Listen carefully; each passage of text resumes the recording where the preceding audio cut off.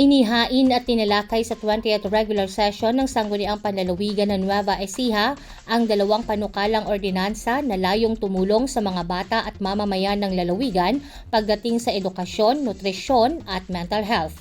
Ang dalawang panukala ay inakda ni Bukala Rachel Ann Rayray Villanueva na nagbigay diin na ang kabataan ang pinakamahalagang puhunan ng lalawigan at kailangan silang suportahan hindi lamang sa pag-aaral kundi pati sa kanilang pisikal at mental na kalagayan.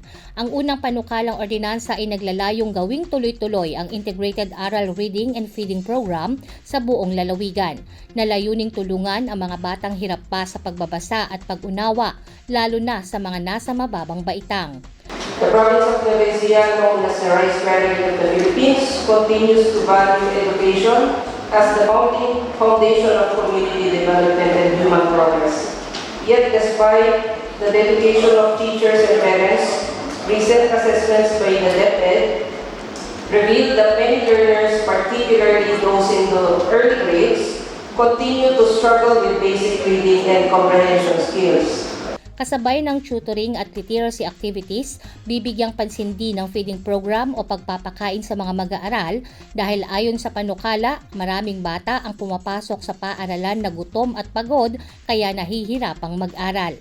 Naniniwala si Bukala Villanueva na ang batang may laman ng tiyan ay mas handang matuto at ang batang may gabay ay mas may pag-asang magtagumpay sa hinaharap.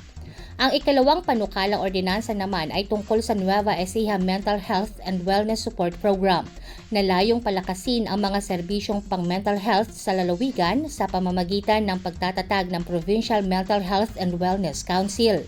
Ayon sa paliwanag ni Villanueva, marami pa ring kabataan at magsasaka sa Nueva Ecija ang nakararanas ng problema sa mental health, ngunit nahihirapang humingi ng tulong dahil sa hiya, kakulangan ng eksperto at limitadong serbisyo. Sa panukalang ito, nais gawing mas madali, abot kaya at malapit sa komunidad ang mental health services. Ang panukala ay nakaayon din sa advokasya ni Governor Aurelio Umali at dating Governor Cherry Umali sa ilalim ng Provincial Health Office Mental Health Program na It's Okay Not to Be Okay. To strengthen provincial mental health programs, improve access to care and protect the well-being of Nueva Ecijanos.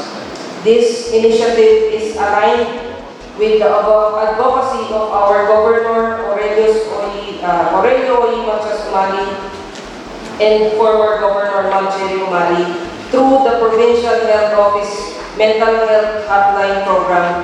It's okay not to be okay.